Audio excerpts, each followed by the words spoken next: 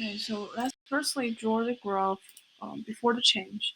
So we have quantity, we have price, we have the original demand curve and supply curve. Okay, so given the demand curve and supply curve, we have the original equivalent price and equivalent quantity. Okay, so this upper triangle here is consumer surplus, and this lower one is the producer surplus. Okay, so think about the change. Firstly, think about the change's impact on supply curve. We say that using this new method increase the cost of the producer. So if that's the case, the supply will decrease.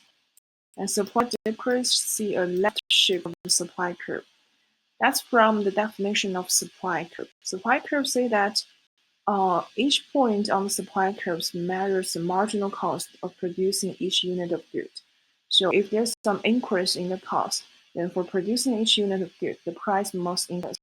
That's the reason why we see an upper shift of supply curve or left shift of supply curve. Both means supply decrease.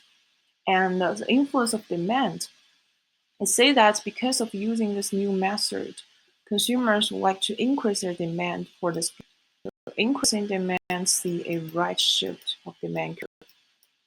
Okay, so based on this new supply curve and demand curve, we have a new equivalent price, we say P prime, and new equivalent quantity, we say Q prime. Okay, so in this case, it's kind of like a Q star and Q prime coincide with each other. So the first thing you need to know is the supply decrease and demand increase will definitely see a price increase, but the change in the quantity is ambiguous.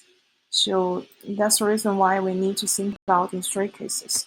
First one is when Q star equals Q prime. So if that's the case, consumer surplus before and afterwards are the same. Producer surplus is the same thing. Before and afterwards are the same.